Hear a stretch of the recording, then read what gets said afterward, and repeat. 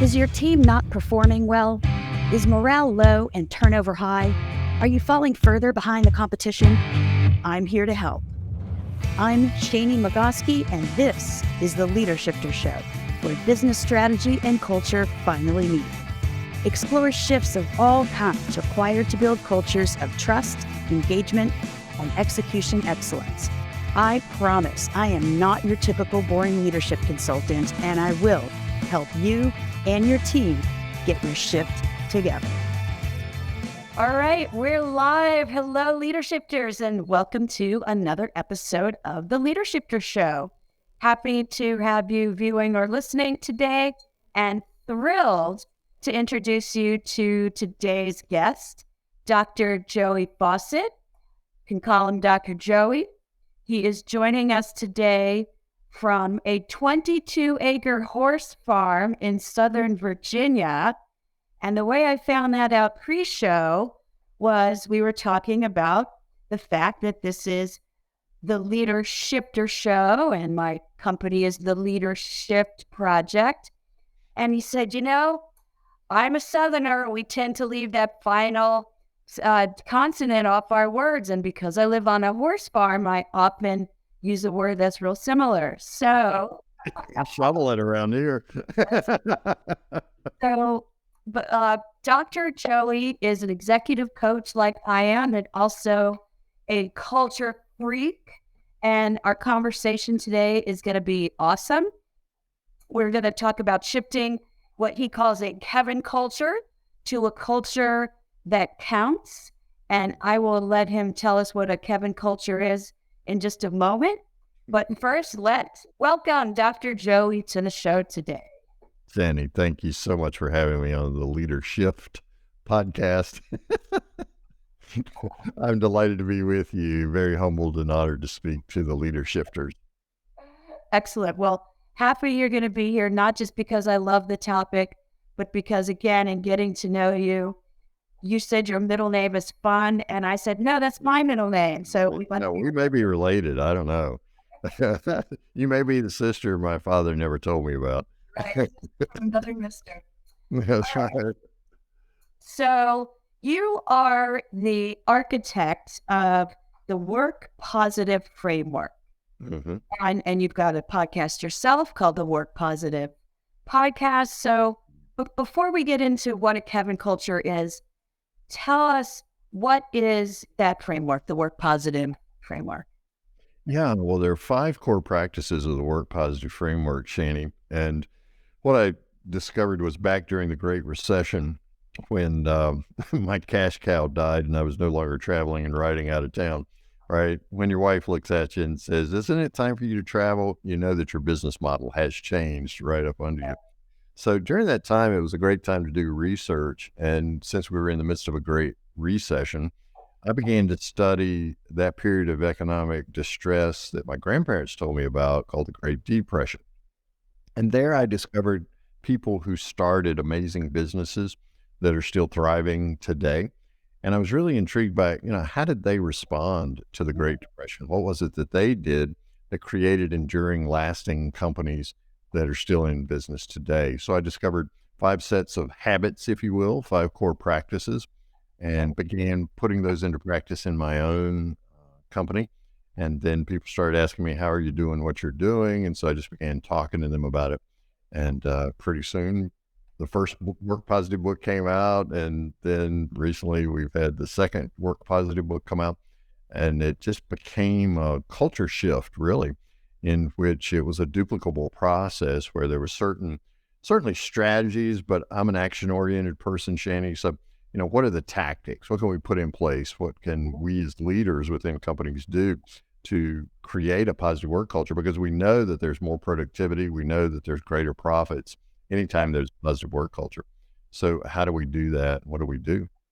So what are the 5? Just briefly rattle them off. Yeah, 5, right. The elevator speech around the 5 core practices, right? Well, it all starts and stops in your head, Shani. So the first one is perceive, which is that mental shift that one makes to focus on the positive and filter out the negative.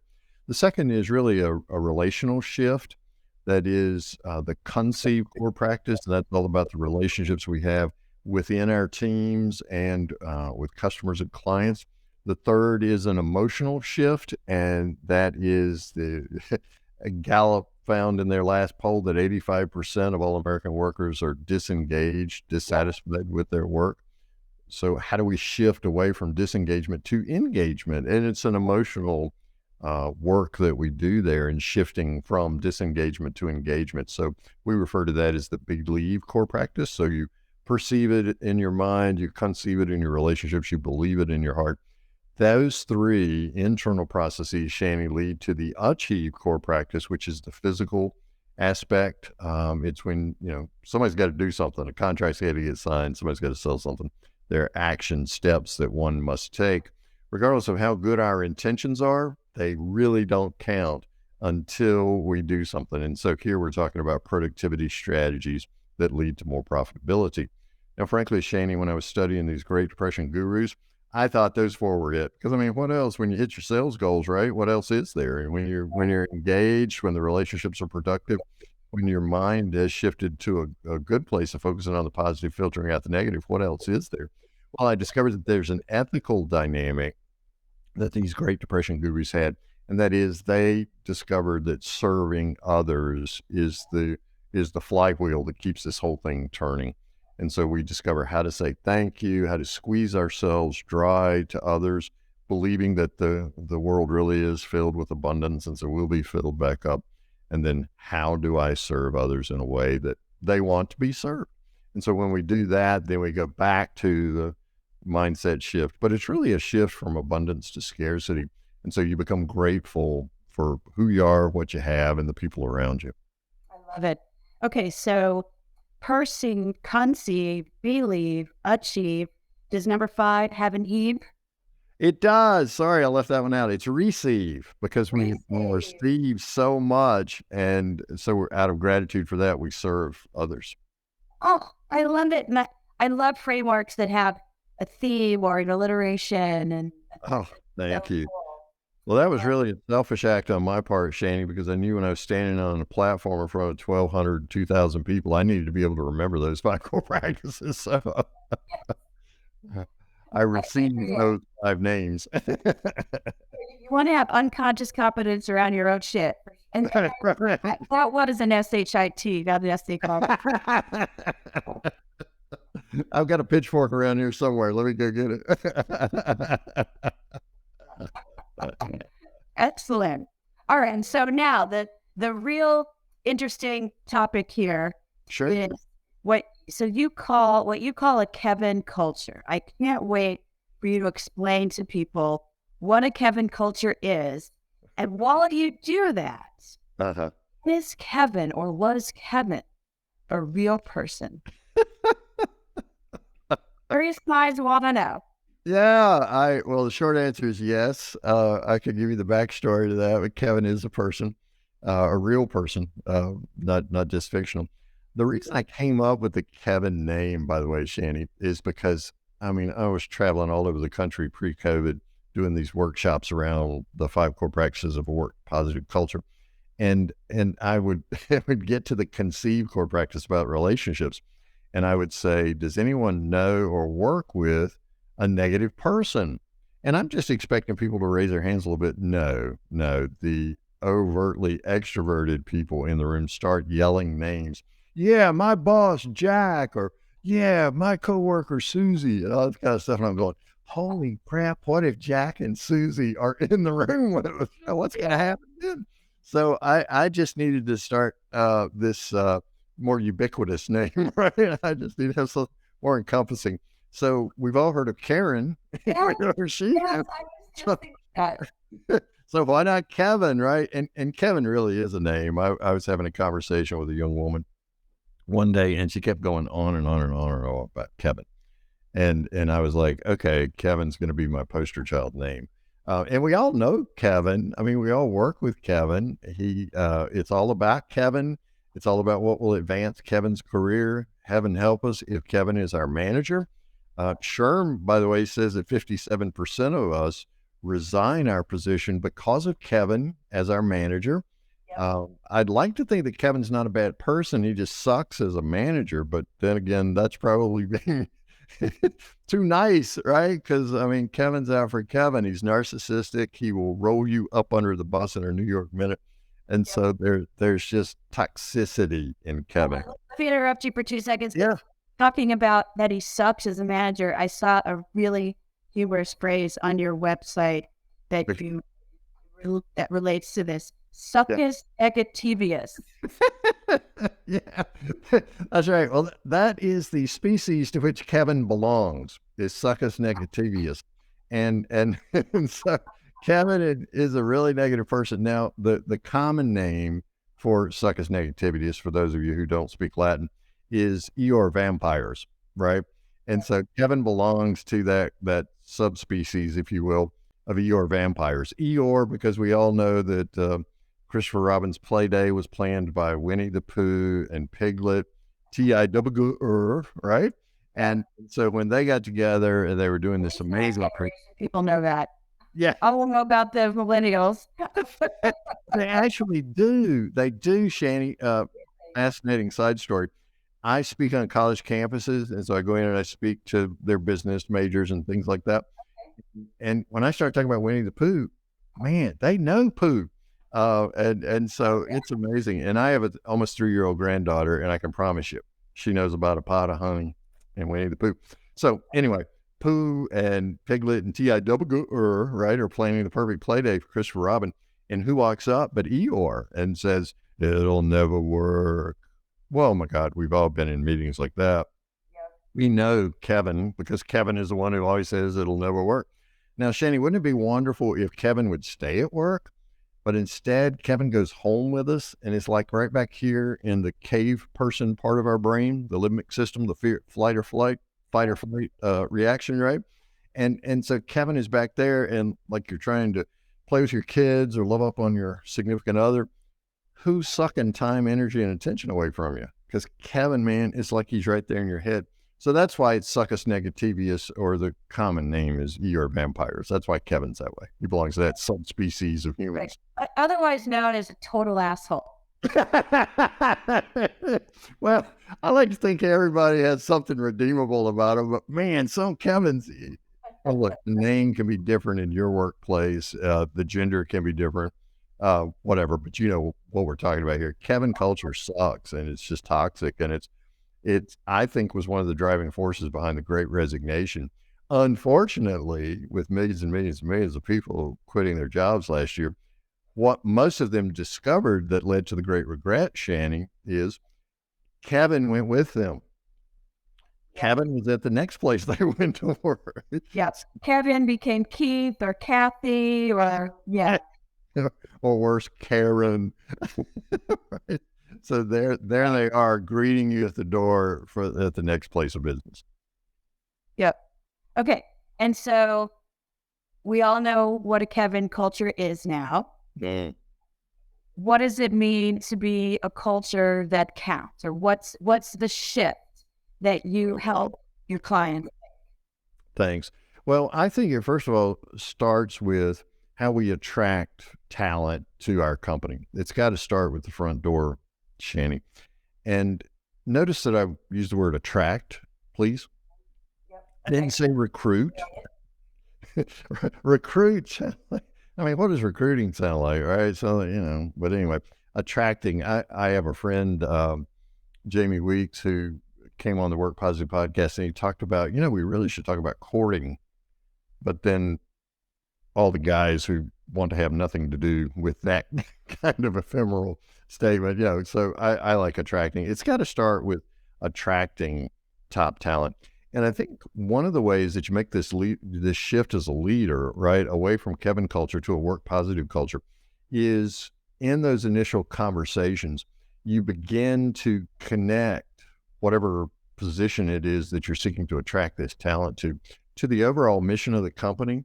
So the person begins to see him or herself and how they'll fit in to a larger perspective. I mean, every company, their mission is not to change the world. However, I need to see my place in the company. I want to see a career path. I want to see how my daily activities are going to connect with the overall mission of the company. I interviewed Tony O'Driscoll, and his episode will be on the Work Positive podcast real soon. He's a professor at Duke's Fuqua School of Business.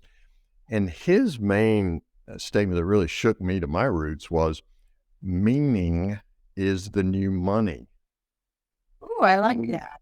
Yeah, meaning is the new money. The title of his book, by the way, is Everyday Superhero. It's a wonderful book.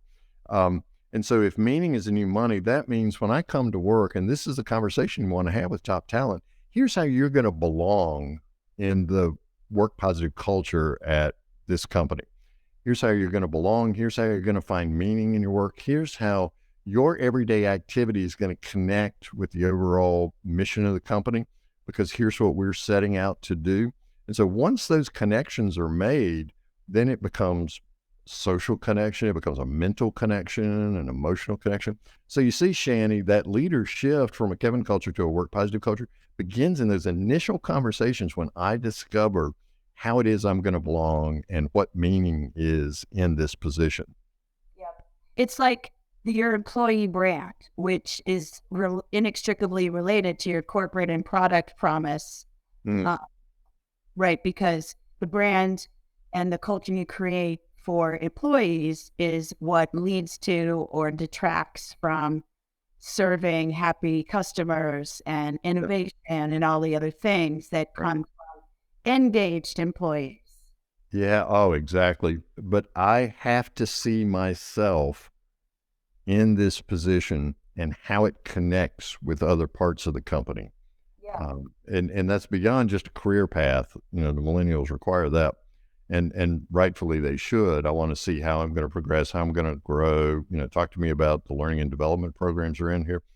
But if meaning is the new work, in which I'm convinced it is the new money, rather, I'm convinced it is, then I need to find that meaning in my work. And those conversations are attraction conversations right off the beginning. And that's the first way you shift from Kevin culture to a work positive culture. Right. Right. And so what are some specific tactics for attracting employees like that? Because we've talked a little bit generally about, making like what you described as the person, you want them to feel like they belong in the culture. So Yeah. what do companies or organizations need to do in order to even find those people who to evaluate that fit? Yeah. Well, of course, there are talent development people all over the place who can put you in touch with it. And we're with tons of people, and we're seeing these shifts. I think the way that you distinguish yourself, though, from a Kevin culture to a work positive culture is casting that vision for the individual. Here's how you'll fit. Here's how you'll belong. Here's how you'll find meaning. Here's the way we certainly care for our team members. Here's the way we think about innovation and creativity is also something we talk a lot about, particularly around the Believe core practice with that emotional engagement. So here's how we'll call forth the best from you, and we'll give you opportunities to innovate and to create, so that should this position become routinized, then we want you to know that there are ways, there are channels for you to express that back to your leader, and your leader will help shift your position to give expression to this particular season of your work. Yeah. Oh, I love that. It's so true. It reminds me of Daniel Pink's work, which at this point, gosh, it's probably 20 years old. Autonomy, Mastery, and Purpose. Yes. Tony O'Driscoll and I talked about that as well from Drive. Mm-hmm. Exactly. It's a classic. Some business books are flavor of the day, and some books have staying power, and I feel like that's one of them that become antiquated. His concepts in there, it's good stuff. Anyways, remember, autonomy, mastery, purpose. I never forget those three things. Right. Okay. So let's talk even more tactical, because we all work with a Kevin or Karen, and those people are negative, and we know all the ways that they're detrimental to the culture. Sure. And spread that toxicity to other people. Mm-hmm. But not everybody can move to a new job or a new company. Not everybody has been. guts to make the change. Mm-hmm. Fill in the blank. There's reasons that people end up staying where they are, either because they have to or they choose to. How do you counsel people to deal with those negative Nellies? Yeah, boy, that's a great question. How do you do it? And I have developed the Dr. Joey two-step in response to that. Oh, God. Yeah. Spoken So, like a true Southern gentleman, the duck. oh, I am, man, I am. Yeah, I have, in fact, on this desk here, I have my, when I was in sixth grade, I won the best all-around trophy in my ballroom dancing class. So I know how to two-step with all deference to my friends in Texas. This is exactly the Texas two-step. Quick, But the slow. Quick, That's slow, right. right? Uh-huh. Yeah, well, the Dr. Joey really came from a story I read of when Darren Hardy interviewed the late, great Dr. Wayne Dyer for Success Magazine. And Dr. Dyer told a story about from the 1920s of H.L. Mencken, who was a newspaper columnist. You may remember newspapers back then. I mean, actually printed on paper. It rings a bell. Yeah, that's right. Yeah, go read, go look a Wikipedia article up for the rest of you, right? But What is a newspaper? that's right. So, Answering me right now. that's great. So Dr. H.L. Mencken, Dr. Dyer tells a story about H.L. Mencken, had written a particularly controversial column, and his response to all those letters of criticism back in the day when people actually sat down with pen and paper and used the postal service. His response to all those letters was to write another column and to assure each and every one of his readers who were interested enough in his column to write him that he had received their letters criticizing that particular column. And in fact, not only had he received those letters, he was holding them in his hand at that particular moment as he wrote that column. And as he held them in his hand, he was sitting in the smallest room in his home. Okay, let's just. Exactly.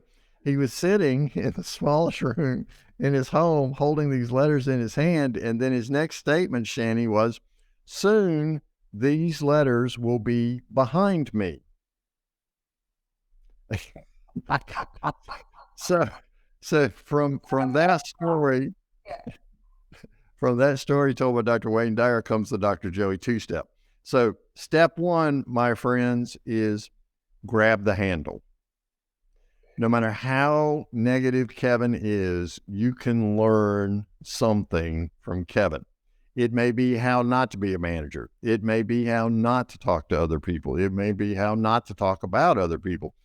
Kevin may be a mirror for your own narcissism, and you go, wow, I think a little too much about myself too. It's not that you think less of yourself, Shani. It's that you just want to think less about yourself when you're serving others, right? In the Receive core practice. So that those and many, many, many other lessons are lessons that you can learn from a Kevin. So that's why step one is grab the handle.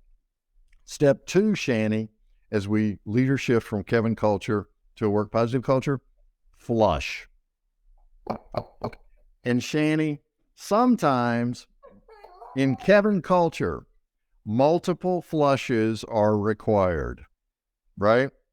Because there's just so much crap that you got to get rid of. Now, what are you flushing here, Shani? Literally and figuratively. Yeah, literally and figuratively. Your inner critic is always looking for something to pounce on that Kevin says to you. And so your inner critic wants Kevin to become like inside of you as an echo chamber. You just got to flush that. It's not true. You are a person of worth. You are redeemable. Yes, you make mistakes, but you learn from them. Failure is an experience instead of a person. I mean, those are the kind of positive messages you want to give yourself.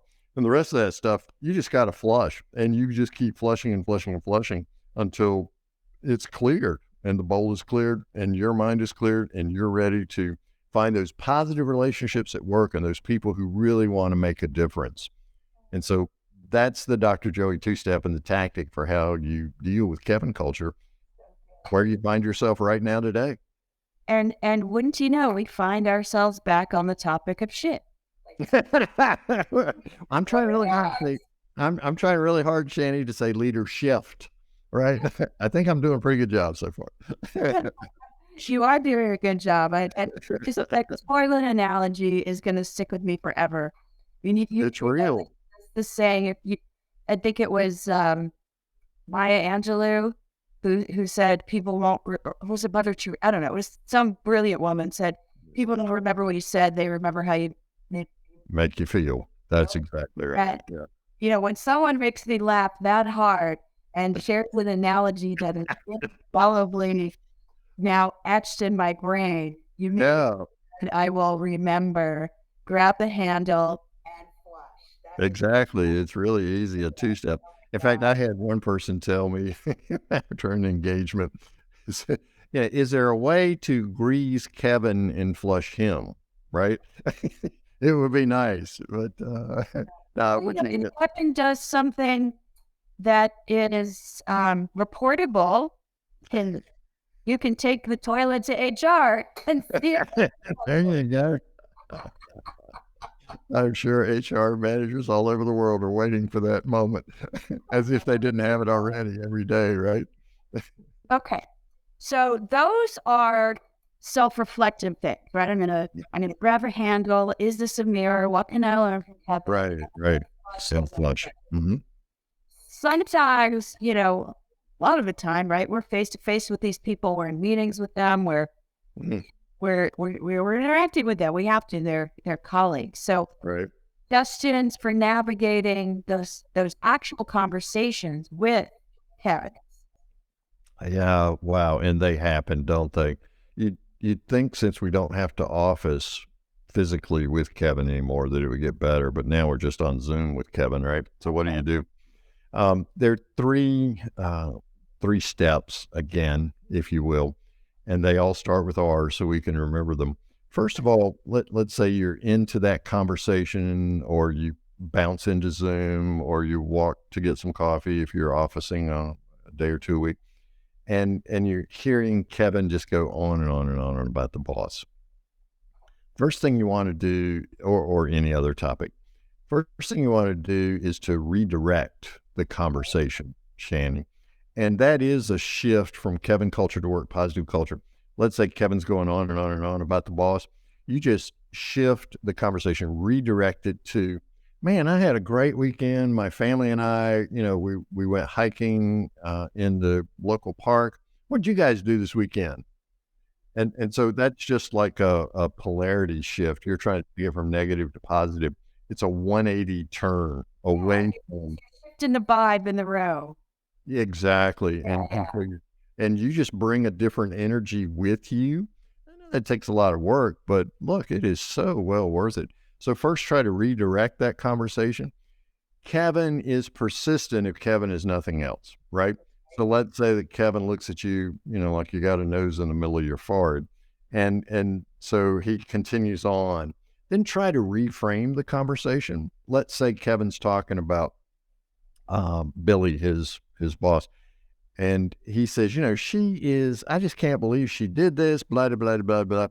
Then you can actually reframe, which is the second R. If redirecting doesn't work, reframe that conversation. What a great way to shift from Kevin culture to a work positive culture. Reframe it and say, well, Billy may have some needs as a leader, places where she can grow. But the last time I checked, my payroll check cleared the bank. And so I really appreciate the way Billy allows me and partners with me to provide for my family. So you see how that's a reframe? You're still on that topic, but it's a different angle on that. It's kind of like a Rubik's Cube. You're just turning it in a different direction. So if redirecting and reframing fail with Kevin in this conversation, Shani, it's time to remove yourself. Kevin has a serious virus. In fact, I'm convinced Kevin is a pandemic in and of himself, right?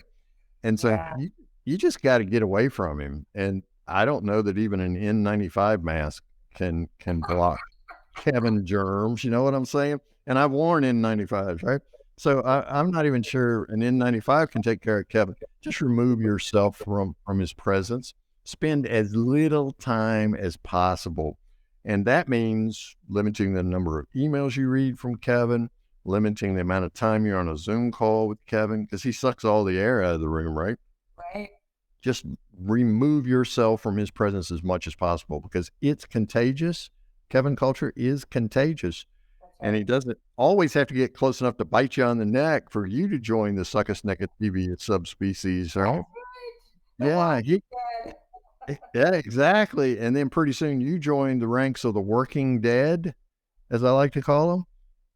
We euphemistically call it quiet quitting. There's nothing quiet about our quitting, right? We're watching companies tank and go down again. And of course, as we're talking today, there's a recession going on, right? You got to stay competitive. You got to find meaningful work, right? That's what we're all really after. So just remove yourself, Kevin. What's that? Meaning's the new money. Meaning is the new money. Tony O'Driscoll, right? So, so just remove yourself from Kevin at all cost. Whatever you have to do, get out of there. Get out of the room, whether it's Zoom or physical. All right, great advice. The last question I have for you is to tell us about your books. I think that the newest one is Work Positive in a Negative World, Team Edition. Team Edition, right. Yeah, with the first Work Positive book, I wrote that mostly for C-suiters and business owners. And what I discovered was that any kind of leader shift from Kevin culture to Work Positive culture tends to dam up at the management level. And this is not good or bad, right or wrong. It just does. Sometimes, your C-suite is just expecting everybody to figure this out by osmosis.